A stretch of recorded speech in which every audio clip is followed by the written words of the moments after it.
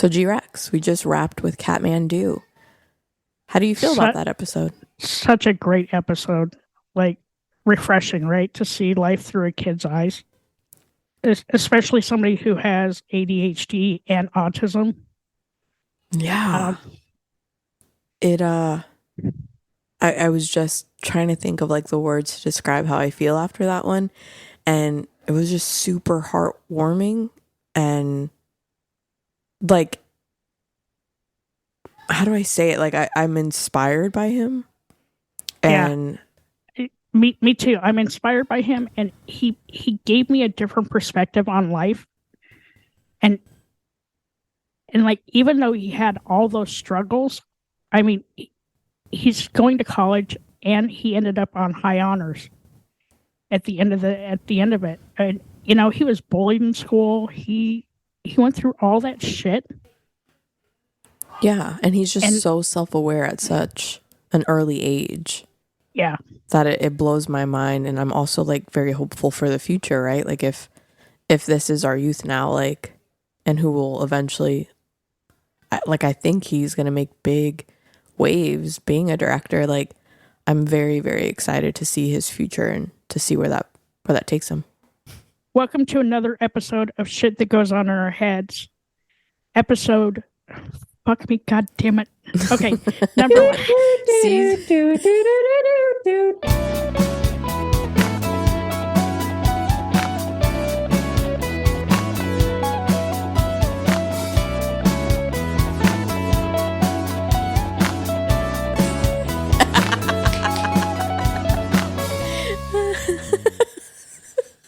I love that. Okay. 3, 2, 1.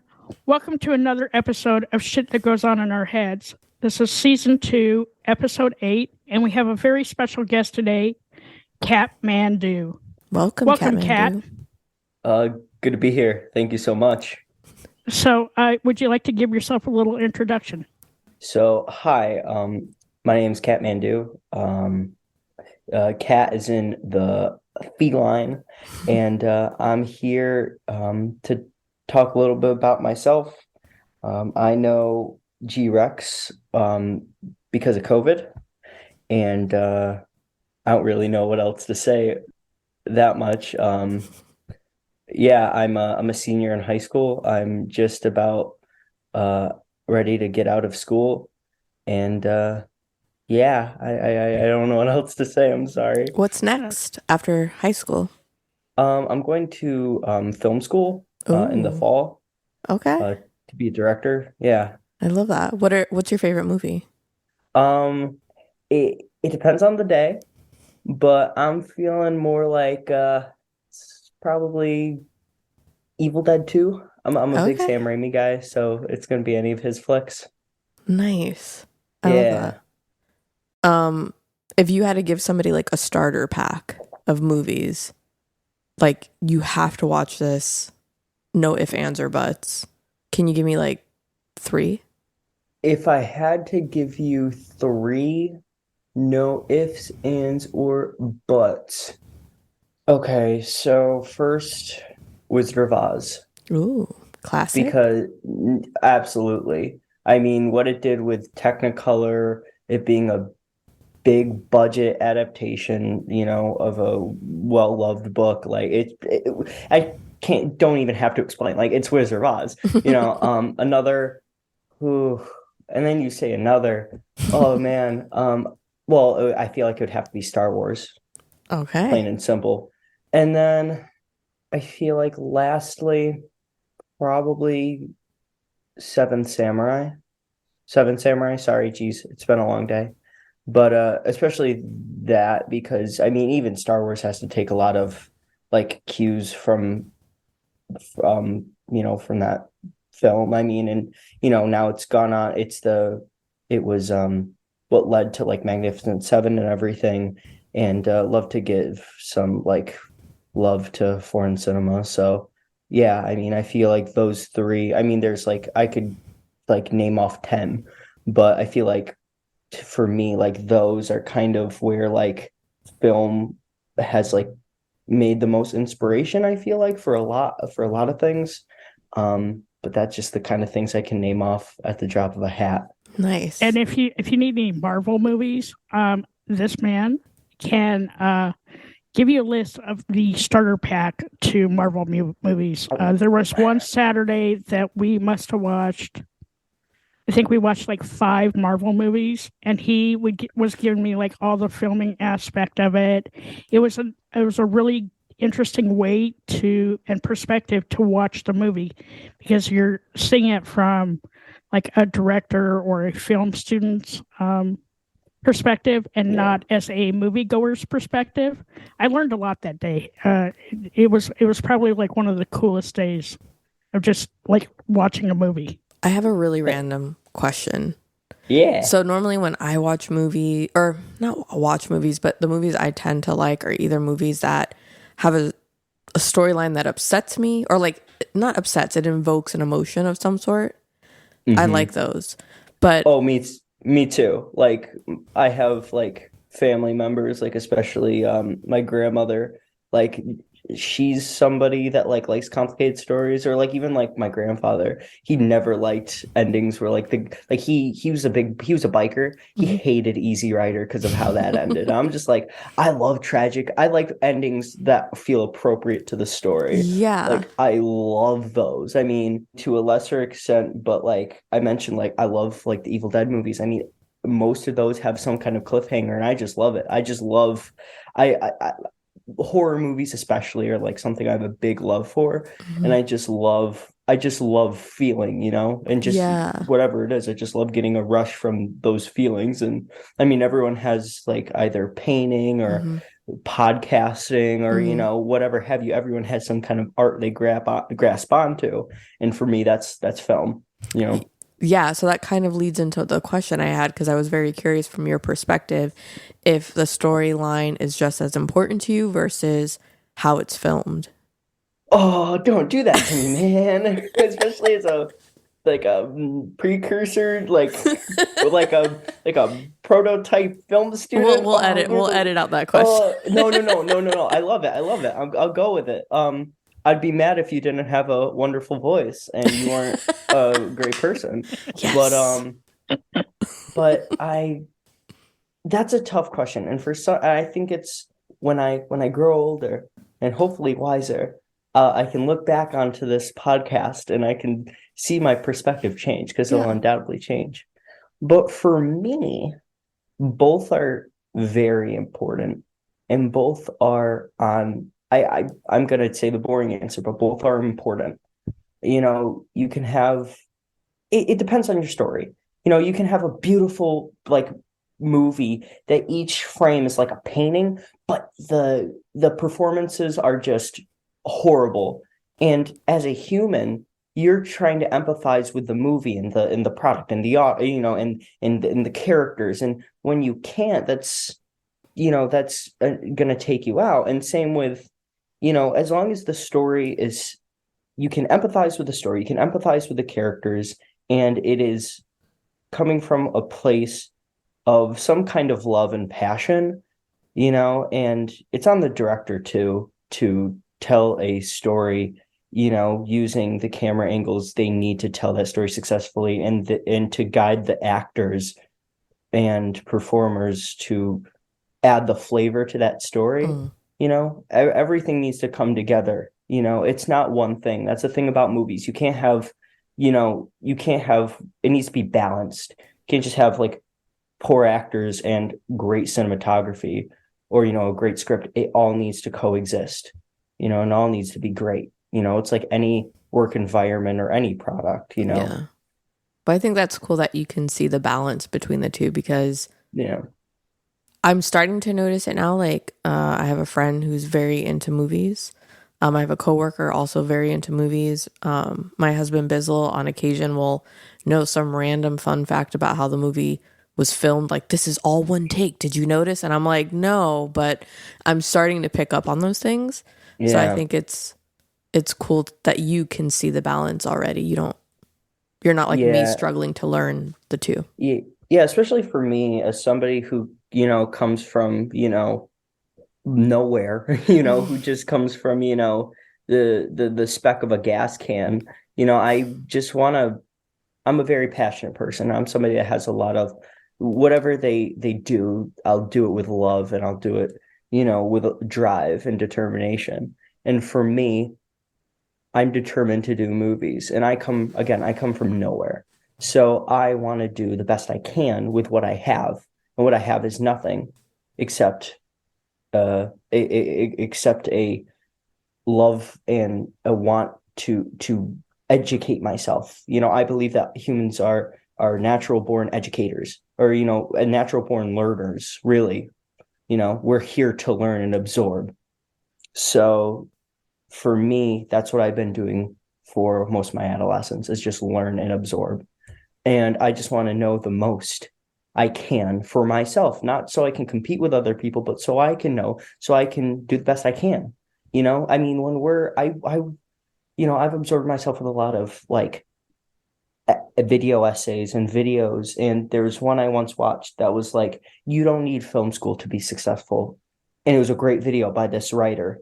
And he was like, schooling for anything is up to the person, and it's the same for film school. But many people expect for film school to be your gateway, to be your easy ticket in. People who are going into film school are expecting to learn everything they need to know there.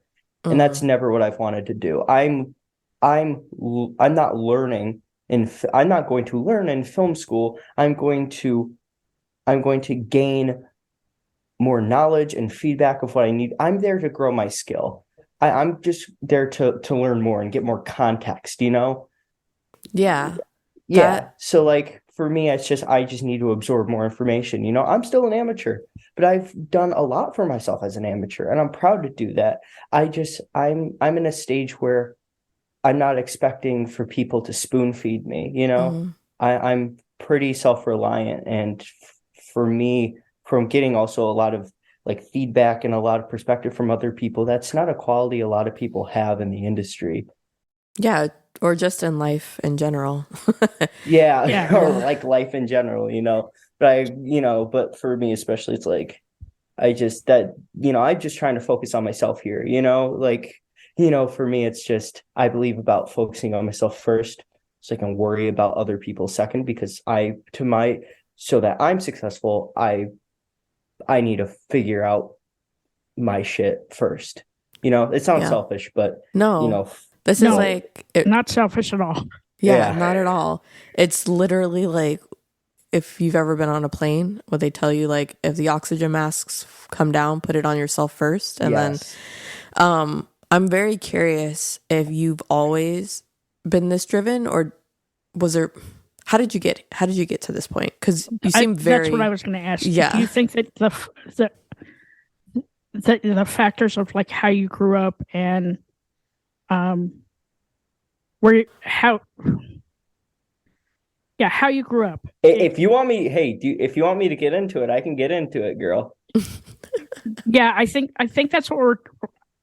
Okay. Dirty Skittles. Is that what we're trying to ask? The reason I'm asking, because I don't know you, I don't know your backstory, is because I, at your age, was nowhere near as stable and sound and smart as you seem to be, or passionate, right? Yeah. And I mean, I definitely came from a very tough childhood, but I don't think that it did me any favors until later on in life. You know what I mean? So yeah. So if you're okay, I'm gonna give myself a little bit, backstory. I feel like the show and here is a very safe space. So I'm gonna share a little bit, not everything. I'm gonna give you guys a little taste, a little sample. But share what you're comfortable with. Absolutely. But so first off, for most of my life, a constant was my grandparents. I've lived with my grandparents, and they've been great. They're, I will always equate them to like, they're my, they're I never know how this adage goes, but like they're the Ma and Pa Kent to my Superman. They're people that have been there for me, and they've been perfect for my success and my growth. And but people always ask, like, what about your parents? What about your, your mom and pop, your mom and your dad? And I'm like, and it's a little complicated. So my dad, I actually, he's out of the picture, but he's a decent guy. He has his own life, and I don't blame him. We're all humans just dealing with garbage, and or just, we just or humans. That's all I have to say. And it's self-explanatory. And I have the parents I need, but my mom has also been in my life, and that's been less than easy. um, she's somebody that's less than cooperative, is very irrational, and has been very manipulative in my life. And I for a good like 8 years of my life, I lived with her, on it, like on and off. And she she was not very it wasn't it was pretty awful. She was very emotionally manipulative. She had a boyfriend who was very, very abusive, um, to her. I witnessed it so many times that I bet some of that's fairly repressed. I mean, sometimes they're repressed, but unfortunately, I have a really good memory, so a lot of that I remember. But it's good for strength building, to be honest. Sounds really screwed up, but anyway, so I it was never easy, but my grandparents were always there. And it really all, and it all affected me in school. I'm a kid that has autism and ADHD, and it was like a snowball, and it snowballed into school. And the school wasn't very understanding either, even though most were like special ed teachers. So none of them understood any of this BS. They knew that there was something, like that there was crap going on, but they didn't care really. So they just always wagged their fist. They would always slap my hand, and just it always felt like they targeted me. You know, Mm. they never knew how to handle me, and all they would do is just yell at me and make me cry. It's just it was never a good time. And so it got so bad that they moved me over to a school that they partner with, and it's I don't know really, they do a lot. They're a very good, like, liberal arts school, not liberal arts, but they're a school that has a lot of different programs for, like, building trades and, like, STEAM, before STEAM was a big thing. And one of the things they had was called, actually, I won't say the name, but it was for kids who needed to, like, figure their shit out, and had different things going on in their lives. And it was kids from all different schools. And I was in the elementary school program, and I was in a room of like 10 kids of different grades. It was like 3 through like 5. And it was like the best 2 years I could have had in my childhood. It was amazing. Wow. And I had amazing teachers. Actually, my teacher that I had fourth and fifth, I still talk to on occasion, and they've been such a good support. And so the years following, it was a big struggle. And for me, going back onto that, like, determination, like, topic, or just like that, like, self-reliance or whatever, just the traits the traits I possess that have motivated me. It's like, for me, I'm somebody that's just had this drive to, I feel like it's a very young thing for me to want to do the best I can do. It's a very intrinsic thing as well. Because I just have, like, this like instinct just to do the best I can for myself, and whether that's my career or my personal life, whatever it is, I want to do the best for myself. And I have a really good way of just picking myself back up, even if it feel like everything around me is insurmountable. I just have this instinct to just remind myself of what I'm fighting for and just keep going. And I feel like a lot of that is just like attributed to my youth and my naivety. But it's a good thing to have. What Helped me out a lot. what what did that STEAM school give to you that the other school couldn't? What made the difference? Patience, lots and lots of patience, because I mean, I was tame. I just had bad ADHD. That's all. Mm. I was just a kid that needed some direction. I was an awful. I mean, I was hyperactive, but I wasn't horrible. I was pretty good. I needed a little bit of I needed a lot of bit of guidance, but I was just a kid, you Mm. know? I had kids who were fighting at each other and, calling them racial slurs, and I'm just in the corner like giggling a lot because I was nervous, But all what they did is they no matter what, they gave me a nurturing environment. I knew I felt like I was part of a family, it was like a whole school of like, God, like 500 people, teachers included, but everyone knew each other. I knew everyone's name, you know? I know that's scientifically improbable, but bite me. And, I'm, it was such a, like I said, I still talk to people from that program, and that was elementary school. I mean, it was such a really good time. And then I got back to well, our sixth grade is part of the high school, so I was part of that. And then it, everything ebbed and flowed Mm-hmm. So I have to say everything ebbed and flowed. It kind of went back to shit, but that was also part of the process and the like my life experience, because again, because it kind of all is like it all stems from like how I feel in an environment, and I never felt comfortable in my like school environment. And then going back into it, I was really nervous, and that kind of snowballed and just Mm. me not being who I wanted to be, and then it just kind of continued and spiraled out into just madness. But overall, like, you know, it's ended it's ended up pretty well for me, you know. Yeah. And I like 5 years ago, I wasn't the person I am now or I wanted to be.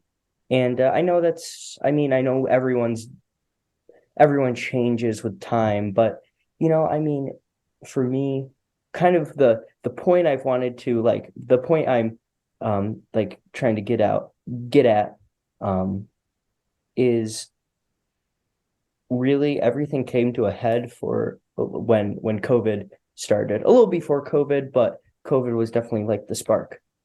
Um I in late 2019, excuse me, I it, it, 2019 wasn't a great year for me. A lot of family problems happening. My mom was diagnosed with non-Hodgkin's lymphoma. And so all those complicated feelings just kind of came to a head. And,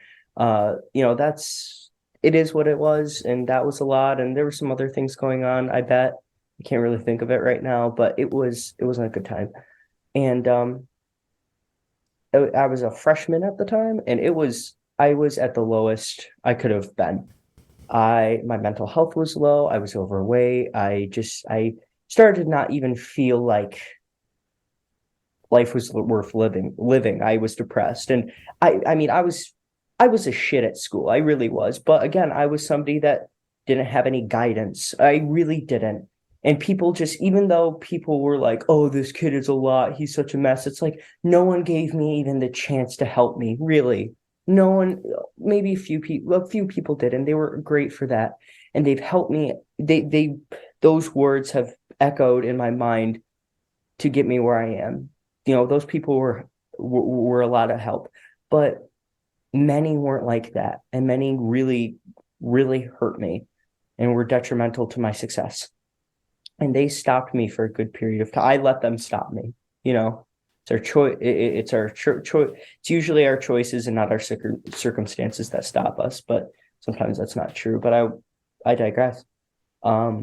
Still, it's what the problem was is that sorry, all I'm trying to say is at the end of the day, I was just at my lowest. It was a horrible, horrible time. I mean, I was in such a bad place mentally, and I was even committed. And that was one, and that experience, I let that hospital be actually a very good experience. It wasn't what transformed me, but progress is slow. You know, it's no secret in life.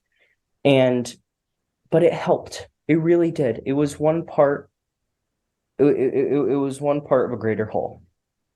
And that experience was great. I met some great people there. Actually, I knew somebody who was committed with me, but I won't talk about that because of confidentiality. But it really was. It just in vague terms. Or just all saying it vaguely. It was a overall good experience and a really shitty time in my life.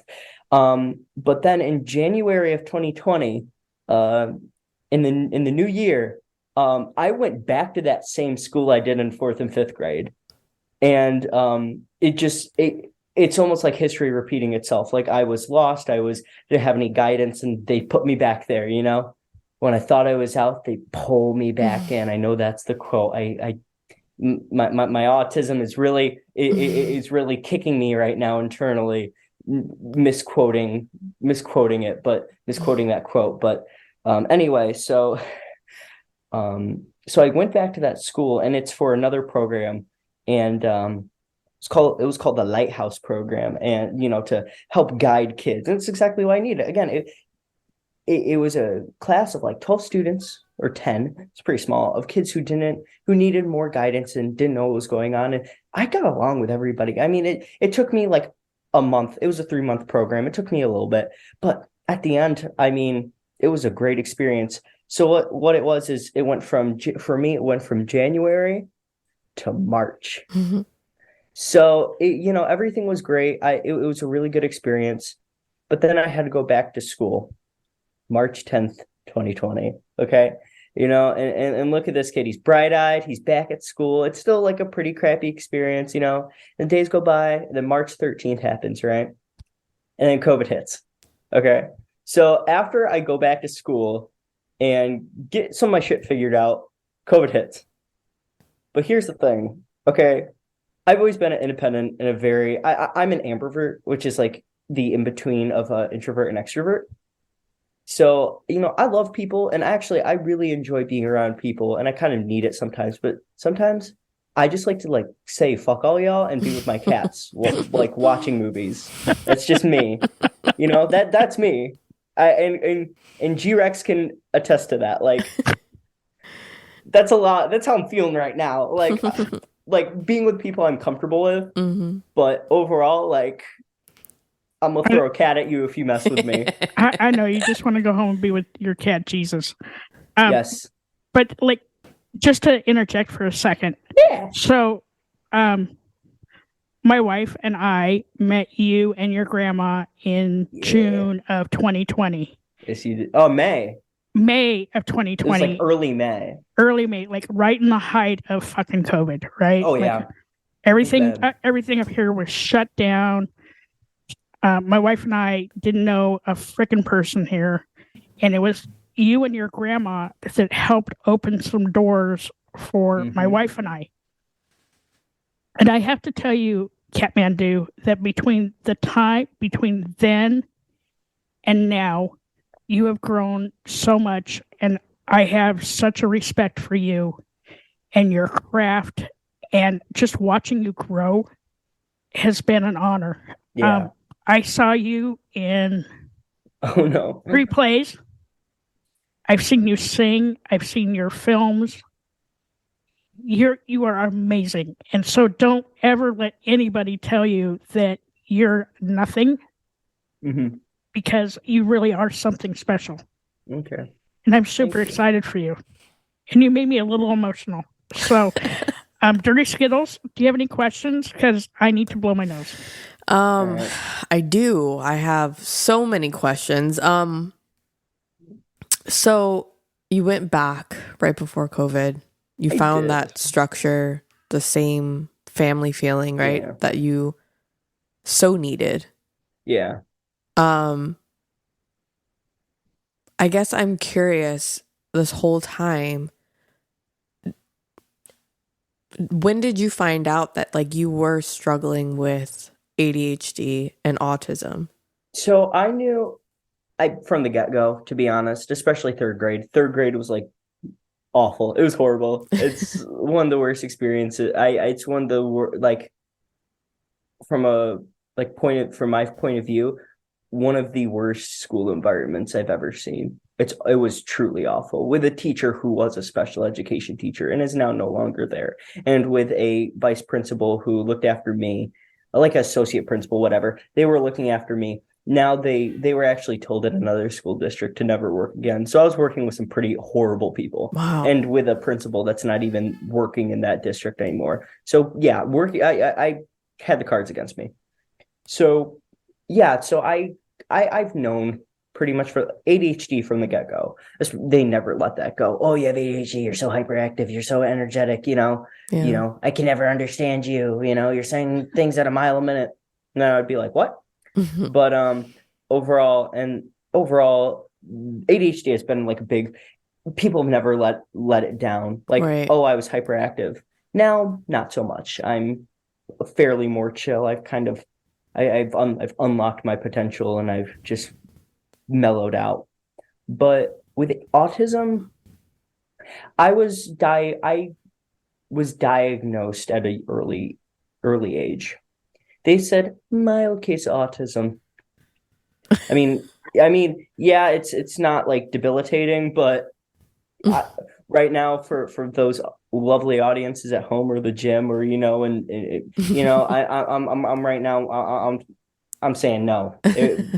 I am totally, I'm not like full, I'm not like on one extreme or the other. I feel like sometimes I'm in the middle. But overall, like, it doesn't even matter to me. I'm on the spectrum and I've really embraced it, especially kind of late high school or middle high school. That's where I've really thrived, to be honest. Like high school's like after COVID is really where I embraced who I want to be, and the thing is I let myself do that. It was always me that had to finally unlock my potential or, want to, and and through that first month, it was a lot of introspection, and through COVID, it was. And I had a lot of time to think, and I actually really thrived with my academics because I'm a really good independent learner. And remote learning really was my peak, to be honest. It really helped me kind of just calm down, mellow out, and just take a look back on things so that I can do better in the future. And I had a lot of time with that, really focused on my mental health. I was still struggling. I was still a struggling kid. I mean, G-Rex can attest to that. But like, things were looking good in my life. And it wasn't until April 14th, and I can remember that. Again, my little autism sense is flaring up. It was April 14th is when I started making made the change to workout and exercise. I use it interchangeably, to be honest. I don't want any gym bros like going to wherever I live and beating the crap out of me, but they fucking better not. We're coming for them if they do. I got 50 cats, so like let's go. No, so I started working out and that was a big help for me. I was like 200 pounds. Like I was I could have lost some pounds, and I started like a modified keto diet, and I'm still on it. Like I love it. I struggle to this day, but in COVID, it was a really good way for me to focus on what I needed to do and really find some discipline.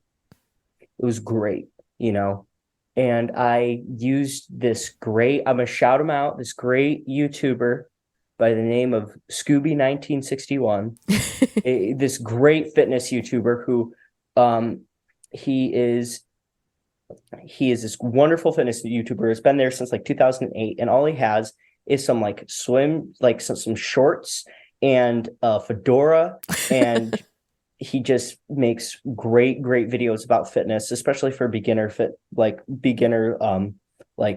for beginners. And I was a beginner, so it was perfect. And those were just amazing videos to get into.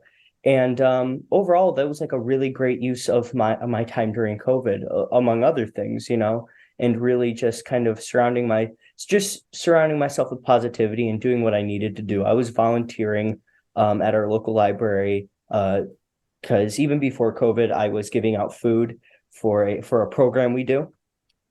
And so even during COVID, we were giving out food. So I was doing that as well. So I had stuff going on. I had school as well, although, I would get school done from like Sunday to Tuesday, and then I would have like the rest of the week off, and it was great. It was amazing. I would just like watch like bad 2000s like sex comedies. It was great. It was awesome. That's when you came and helped us get all the stuff ready in the house. You helped my wife immensely. Oh yeah. Like we employed Kathmandu for like 6 months after we moved up here. Oh yeah. And I can attest to the fact that he lost so much weight. I mean, he is badass, man. He makes me look like I'm a fat old lady. Oh, don't even. I will go into the other room right now and I will kick your son of a bitch ass. Don't talk about yourself like that, okay? You've done so well. Even after the trip to Europe, girl, you made me jealous. So shut up, okay? You made me determined. So I'll tell you though, I have a funny story from his grandma.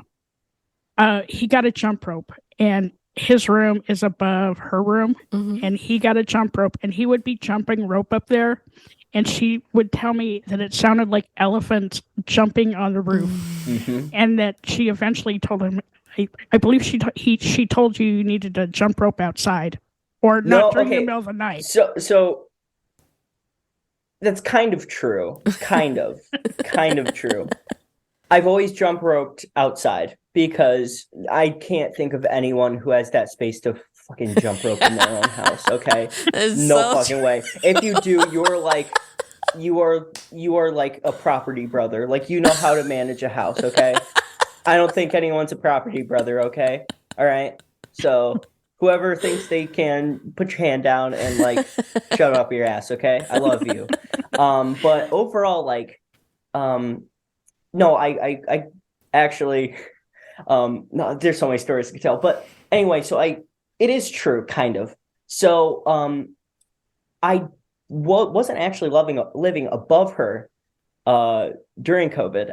I lived on our first floor. Geez, what am I saying? I lived on our first floor, and, I was, working out there. I actually, like, around the time I met you, I was working on like a blanket. I didn't even have like a yoga mat, because this is COVID. Right. But I had like some dumbbells that my grandfather, love that man, got from Walmart, He got it for me as a Easter gift. Nice. He got me these bright pink 5-pound dumbbells. Okay. They were great. I still have them in my room. They're a bit worn, but they're great. I loved them. And 5 pounds for me were like 50. Like, it was great. I'm a reps guy. So anyway, so that's kind of true. It didn't get bad until your lovely wife helped. I don't know what her name is on the show. I'm so sorry. I'm a fraud. She doesn't have a name. Okay. My lovely wife is correct. Okay. So, all right, so lesbian Lisa over here, my G-Rex's lovely wife,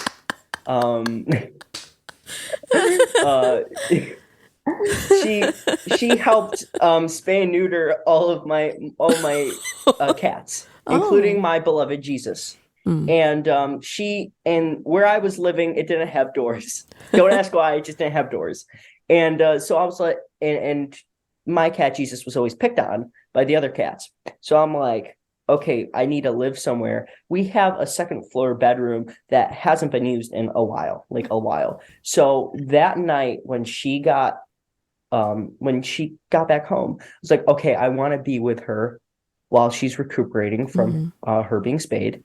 Jesus is a girl. It's confirmed. Anyway, I don't want that bit to go on for too long. But anyway, so I wanted to take Jesus upstairs and be with her for at least a couple of weeks until they had to take her stitches out. And I said a couple of weeks.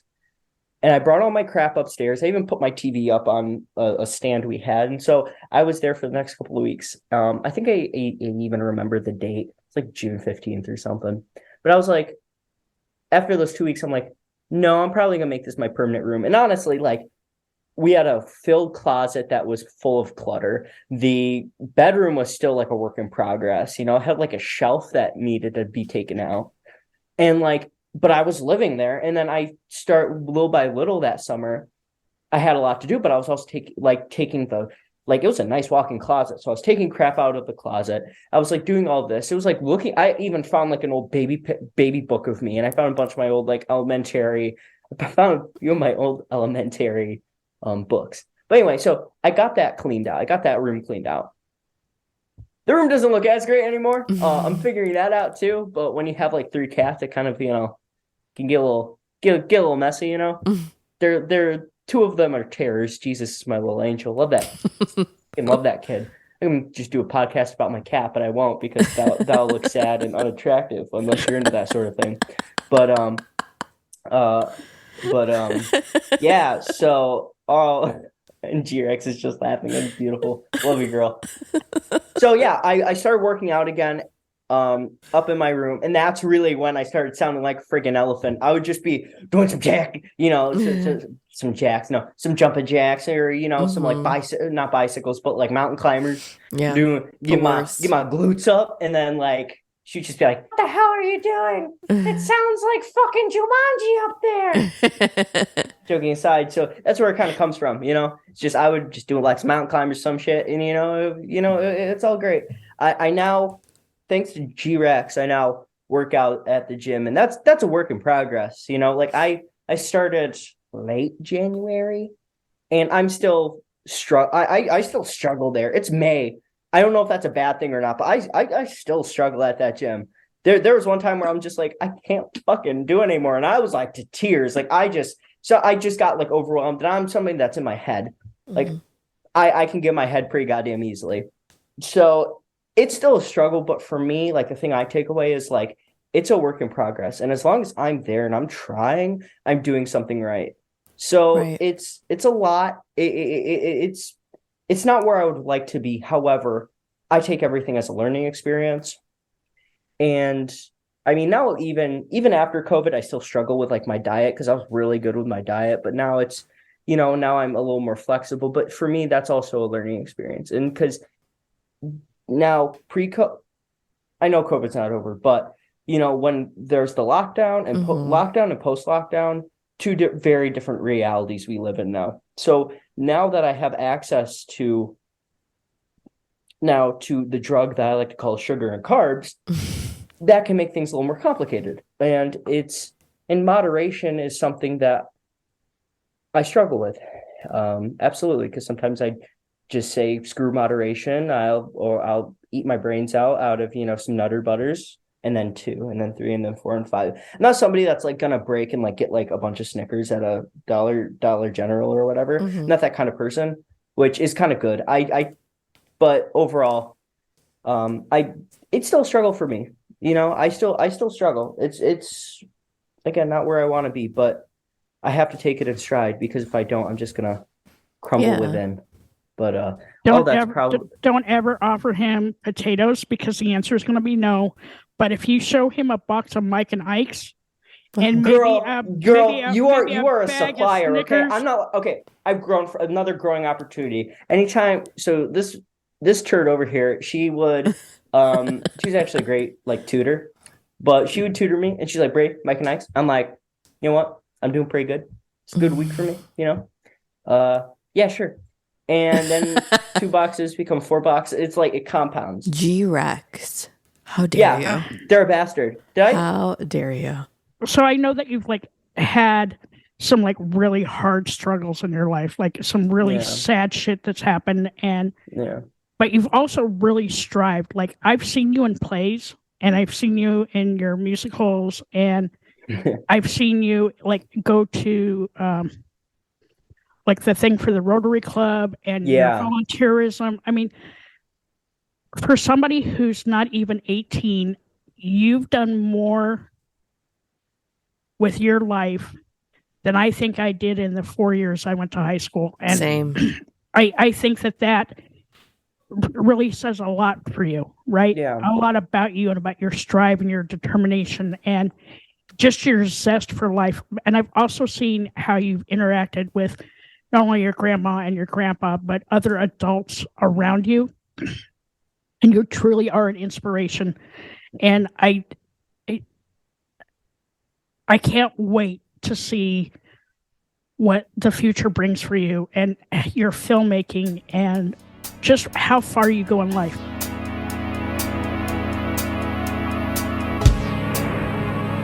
It's okay to be not okay. Just make sure you're talking to someone.